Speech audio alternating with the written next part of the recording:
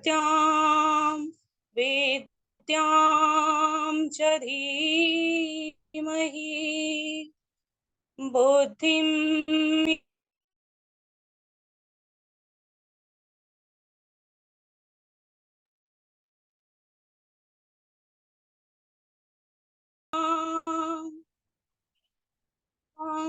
आद्यां वेद्यां च धीमहि बुद्धिं ज्ञानं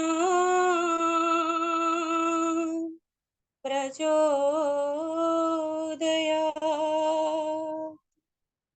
स्वस्ति श्री गणेशाय नमः। वंशी विभूषितकरा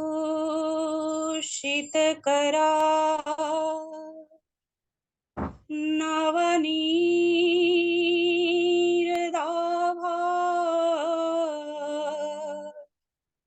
पीताम्बरादरुणभिं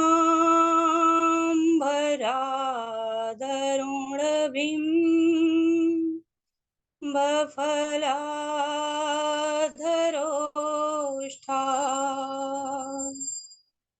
पूर्णेन्दुसुन्दरमुखाद् अरविन्दनेत्रम्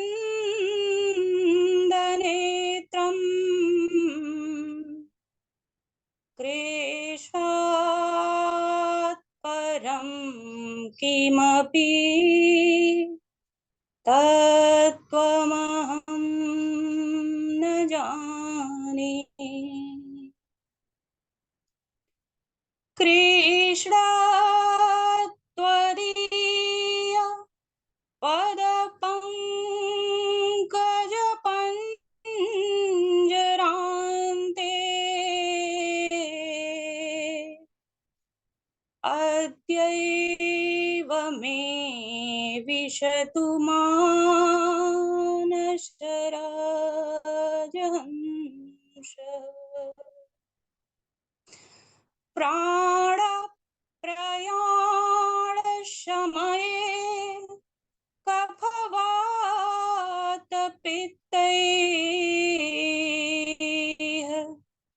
कण्ठावरोधनविधौ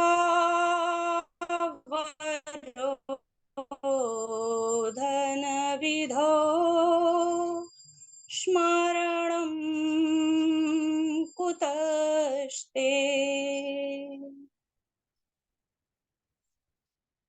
नमोऽस्तु ते व्यासविशालबुद्धे फुल्लारविन्दायतपत्रनेत्र येन त्वया भारततैलपूर्णः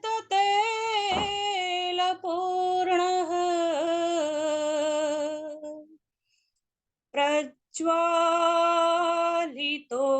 ज्ञानमयं प्रदीप। या कुन्देन्दुतुषारहारधवला या शुभ्रवस्त्रावृता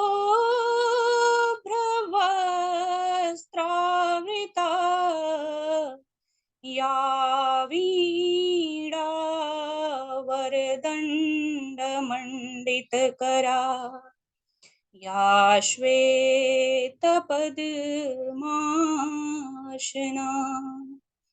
या ब्रह्माच्युतशङ्करप्रभृतिभिर्देवैः सदा वन्दिता क्षमां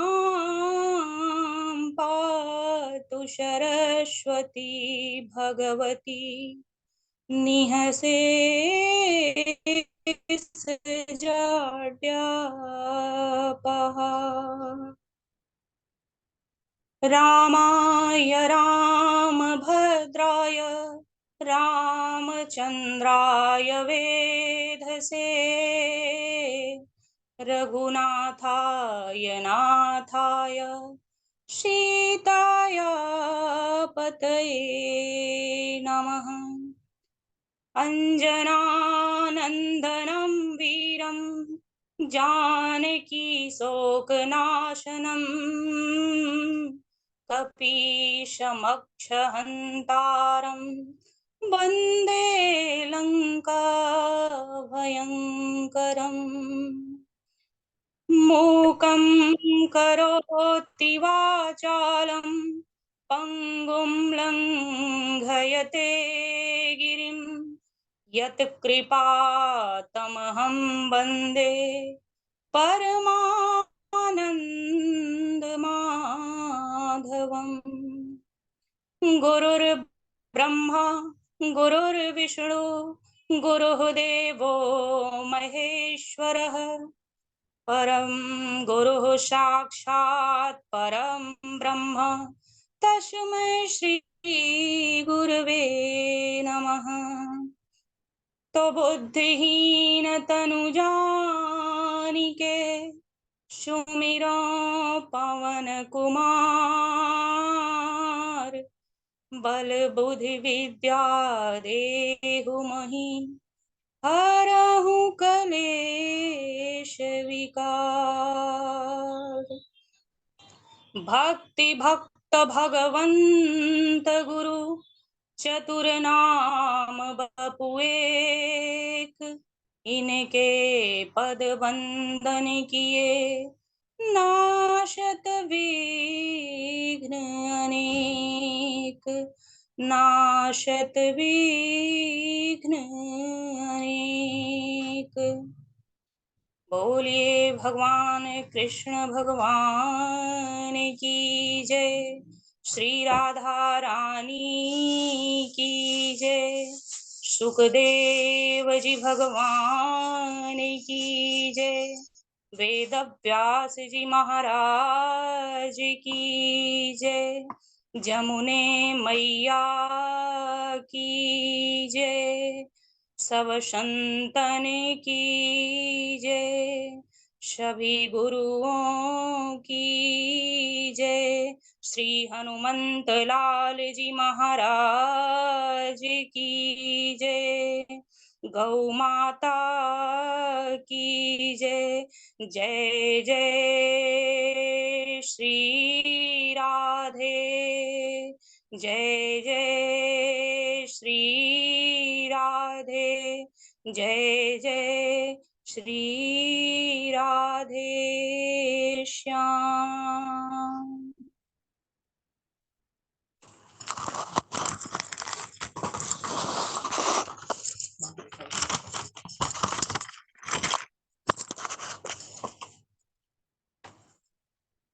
सबसे पहले मैं गुरुदेव को प्रणाम करती हूँ।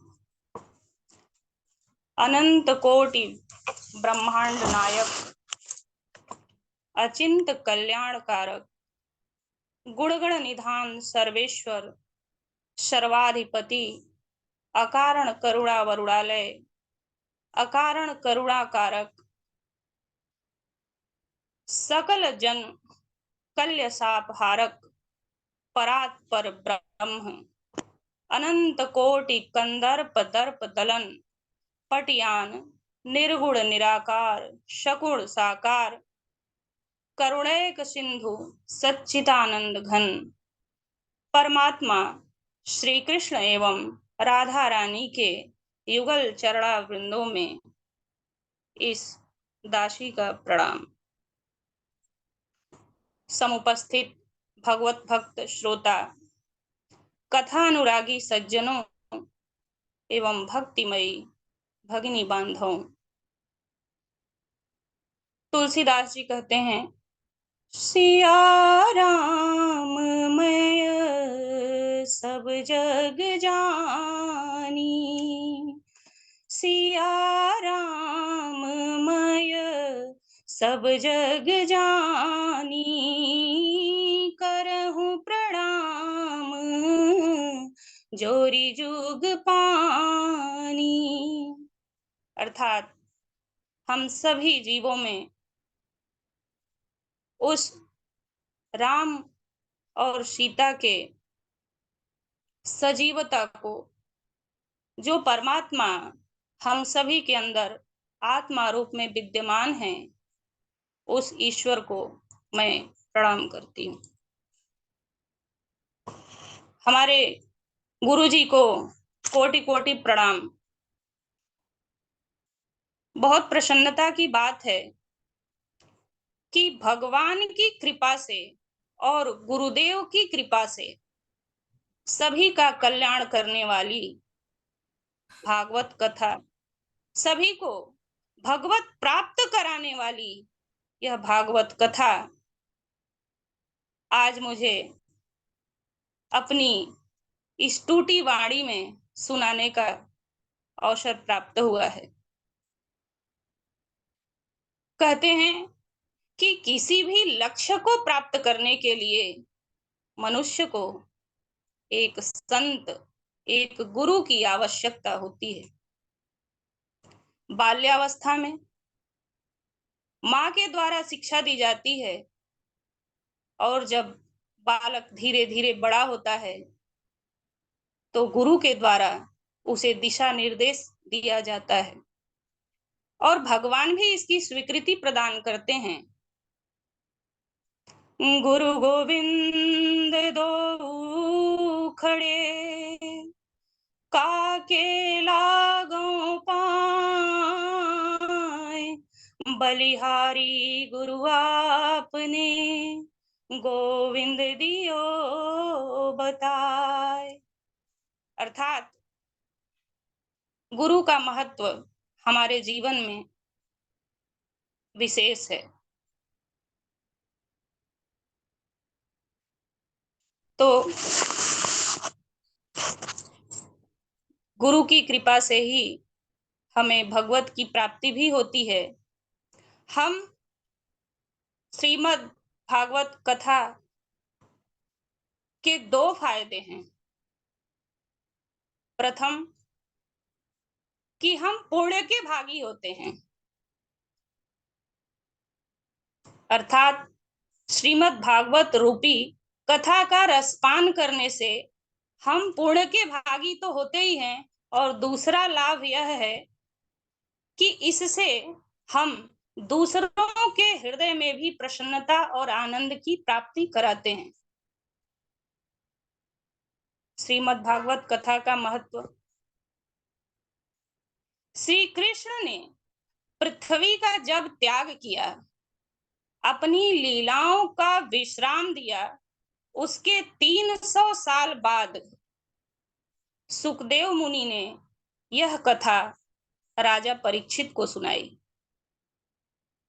उसके 2 वर्षों के पश्चात गोकर्ण ने अपने भाई की मुक्ति के लिए यह कथा धुंधकारी को सुनाई।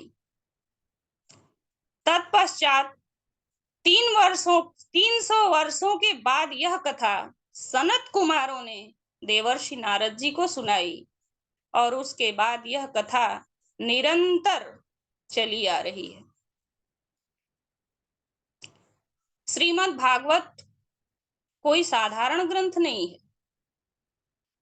भगवान श्रीमद् भागवत को कोई पुस्तक समझने की भूल नहीं करनी चाहिए, क्योंकि इस श्रीमद् भागवत ग्रंथ में, महापुराण में साक्षात परमात्मा के मुख से निकला हुआ ऐसा अमृत है जिसको एक बार प्राप्त करने से मुक्ति प्राप्त हो जाती है।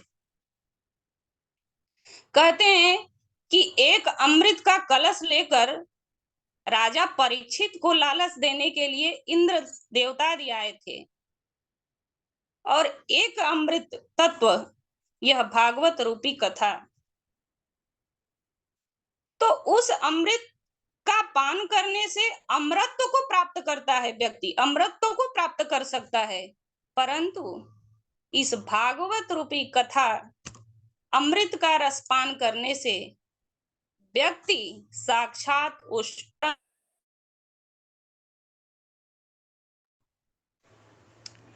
व्यास जी महाराज ने भागवत जी के पहले ही श्लोक में संपूर्ण वेदों उपनिषदों का सार बता दिया। सच्चिदानंद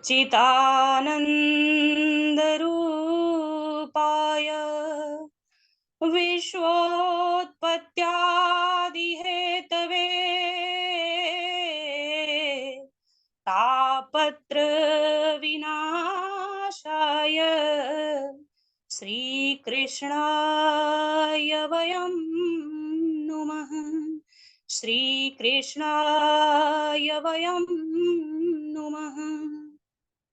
शास्त्रों में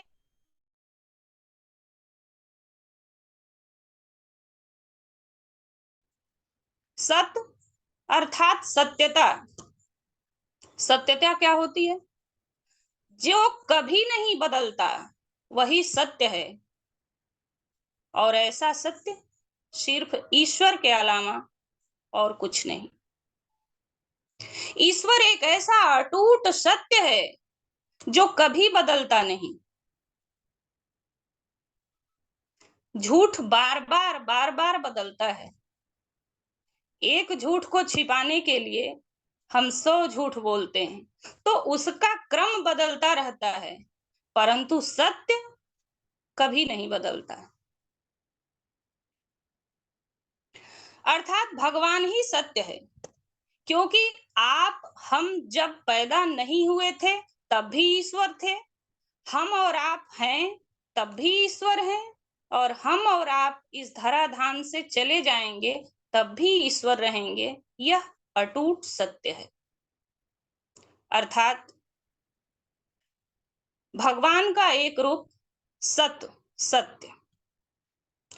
आप और हम इस जीवन को प्राप्त किए, कुछ हमारे पुण्य रहे कि मानव शरीर मिला, लेकिन आपको क्या याद है कि आपने अपना बाल्यावस्था कब छोड़ा? युवावस्था को कब प्राप्त किए? वह दिन, वह वर्ष, वह तारीख क्या आपको याद है? क्योंकि यह सत्य है नहीं, यह क्रम बदलता रहता है, चलता रहता है, और जो बदलता रहता है वह सत्य नहीं हो सकता। तो अर्थात ईश्वर ही सत्य है। हम क्या इस पृथ्वी पर आकर जब इस धराधाम से उस ईश्वर के सामने जाएंगे, और जब वह मुझसे पूछेंगे कि क्या तुमने कोई अच्छे कर्म किए, तो हम अपने नेत्रों को उस ईश्वर से नहीं मिला पाएंगे, क्योंकि इस पृथ्वी पर हम आए तो हैं, परंतु सिर्फ अपने पेट पालने के अलावा, पेट भरने के अलावा, उदर की पूर्ति के अलावा, क्षुधा की तृप्ति के अलावा कोई कार्य नहीं किया। यह संसार सत्य नहीं है। यहाँ तो कुछ समय के लिए हम आए हैं। हमारा यह शरीर ईश्वर ने दिया है कुछ समय के लिए, कर्म करने के लिए। हमारा शरीर भी सत्य नहीं है। यदि हमारा शरीर सत्य होता, जैसे हमें कोई वस्तु पसंद आती है, हम उस वस्तु को बहुत प्रेम से, बहुत सजो कर रखते हैं, क्योंकि वह मुझे बहुत प्रिय है, उसको हम खराब नहीं होने देते। लेकिन क्या इस शरीर को संजो कर रख पाते हैं? इसमें रोग लगने से हम बचा पाते हैं? नहीं। तो यह शरीर भी सत्य नहीं है। ईश्वर का दिया हुआ यह शरीर कुछ समय के लिए हमें कर्म करने के लिए दिया गया है, और अब इस शरीर से हम क्या कर्म करते हैं यह हमारे स्वयं पर निर्भर है। ऐसा नहीं कहते कि सांसारिकता को छोड़ दें, परिवार को छोड़ दें, क्योंकि गृहस्थ आश्रम ही सबसे बड़ा धर्म है। तो सांसारिकता में रहते हुए भी हमें उस परम सत्य परमात्मा का चिंतन करते रहना चाहिए। इस सांसारिकता में रहते हुए भी उस ईश्वर को नहीं भूलना चाहिए जो उस सच्चिदानंद रूपाय, उस सच्चिदानंद घनश्याम को हमेशा हमें याद रखना चाहिए, क्योंकि यही अटूट सत्य है। आनंद, हम आनंद की खोज में बाहर घूमने जाते हैं। कभी हम मॉल चले गए, कभी हम पिक्चर देखने चले गए, कभी हम विदेशों में चले गए छुट्टियां मनाने, फिर लौट कर हम उसी जगह आते हैं और पुनः उसी स्थिति को प्राप्त करते हैं, दुखी हो जाते हैं। और वर्षों वर्षों से ऋषि संत महात्मा जो जंगलों की कंदराओं में तपस्या कर रहे हैं, वह आनंदित रहते हैं, वह प्रसन्न रहते हैं, उन्हें कोई दुख नहीं सताता। क्यों? क्योंकि वह उस आनंद को अपने स्वयं के भीतर ही अनुभव करते हैं, देखते हैं। हमारी और आपकी खुशी किसमें है? दूसरों में। हमारे और आपके प्रसन्न होने का जो रिमोट है, वो हमने तो दूसरों के हाथों में दे दिया है। दूसरा बेटा अच्छा करे तो हमें प्रसन्नता हो जाएगी, बेटे का कम मार्क्स आ गया तो हम दुखी हो जाएंगे। यानी हमारे जो आनंद का अनुभव है, जो हमारी खुशी है, वो दूसरों में है, हमारे में है ही नहीं। और संत महात्मा जो होते हैं, ऋषि मुनि जो तपस्या करते हैं घोर घनघोर जंगलों में कंदराओं में बैठकर, फिर भी वो आनंदित रहते हैं, क्योंकि उनका आनंद स्वयं में है, हृदय में ही है। वह भगवान ही आनंद है। उस ईश्वर को प्राप्त करके, उस ईश्वर को याद करके वह आनंदित होते हैं। इसलिए उस हमें उस परम आनंद का अनुभव करना चाहिए, उस ईश्वर को याद करना चाहिए। और तापत्रय विनाशाय श्री कृष्णाय वयम नुमः। भगवान हमारे 3 तरह के तापों का समन करते हैं, विनाश करते हैं। दैहिक, दैविक और भौतिक। दैहिक ताप जो हमारे भीतर से उत्पन्न होता है, हमारे स्वयं के भीतर के जो ताप हैं, विकार हैं, दैहिक। आदि दैविक, दैविक जैसे कहते हैं कि ग्रह हमारे विपरीत चल रहे हैं, हमारे अनुकूल नहीं है, वो हमारे प्रतिकूल चल रहे हैं, तो उससे जो ताप उत्पन्न होता है, दैविक। और भौतिक। इन 3 तरह के तापों का समन करते हैं सच्चिदानंद रूपाय परम परमात्मा पिता। हमारे दैहिक, दैविक, इन तीनों तरह के तापों का विनाश करते हैं। श्री कृष्णाय वयम नुमः। अब कहेंगे कि भगवान हमारे तापों को दूर कैसे करेंगे, हमें पापों से मुक्त कैसे करेंगे?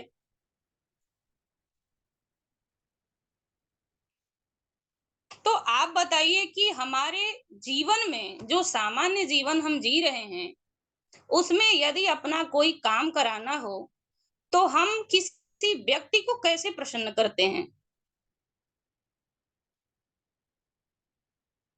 कथा में तो जाते हैं तो हम कहते हैं भगवान को हम प्रेम से प्रसन्न कर लेंगे, भाव से प्रसन्न कर लेंगे, भक्ति से प्रसन्न कर लेंगे। परंतु जो साधारण जीवन है, जो सामान्य जीवन जी रहे हैं, तो एक व्यक्ति को प्रसन्न करने के लिए हम क्या करते हैं? हमारी और आपकी, सबकी कोई न कोई एक कमजोरी अवश्य होती है,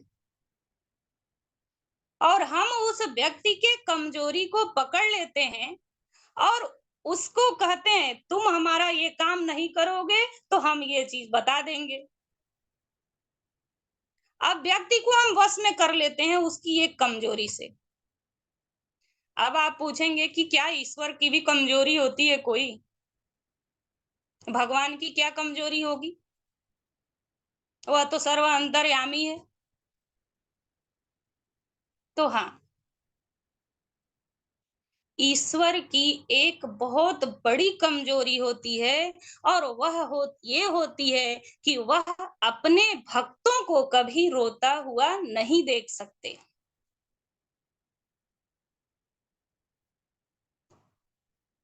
ईश्वर अपने भक्तों को कभी रोता हुआ नहीं देख सकते। अब ऐसा नहीं कि एक पाप किए जाके भगवान के सामने रो लिए, दूसरा पाप किए फिर जाके भगवान के सामने रो लिए।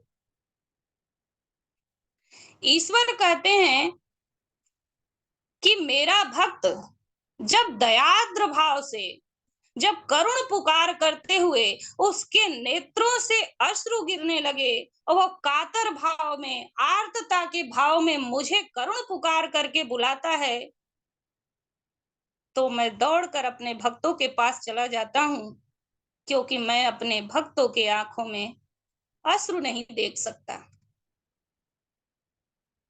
और वह अश्रु भावपूर्ण होने चाहिए, सत्य होने चाहिए। गोस्वामी तुलसीदास जी ने रामचरित में मानस में लिखा, सन्मुख होई जीव मोहि जब ही, सन्मुख होई जीव मोहि जब ही, सन्मुख होई जीव मोहि जब ही, जन्म कोटि अघ नासहि तब ही। अर्थात मानव जब, जिस क्षण मानव ईश्वर के सामने, उन ईश्वर के सन्मुख होकर, नतमस्तक होकर खड़ा हो जाएगा, और वह कहता है कि मैं पापी हूं, मैंने बहुत पाप किए, करोड़ों करोड़ों पाप किए, मैं पापी हूं ईश्वर, तो सन्मुख होई जीव मोहि जबहि, जब व्यक्ति हमारे सन्मुख अपने सभी पापों को लेकर करुण पुकार करते हुए, स्वीकार करते हुए खड़ा हो जाता है, तो जन्म कोटि अघनासहि तबहि, उसके तत्क्षण ईश्वर उसी क्षण उसके जन्मों जन्मों के पापों का समन कर देते हैं, उसे निर्मल कर देते हैं।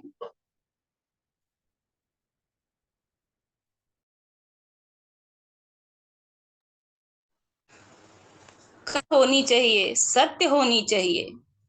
तो तापत्र विनाशाय श्री कृष्णाय वयम नमः, हमारे सभी पापों का समन करते हैं।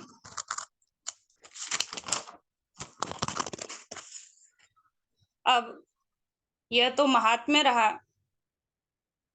अब मैं राजा परीक्षित को श्राप कैसे लगा, थोड़ा ये प्रसंग सुनाना चाहती हूँ। पांडवों ने जब नन्हे से पौत्र राजा परीक्षित को राज्य सौंप दिया, और द्रौपदी के साथ हिमालय की यात्रा करते करते स्वर्गारोहण को प्राप्त कर लिए। छोटी सी अवस्था में राजा परीक्षित ने राज्य को संभाला।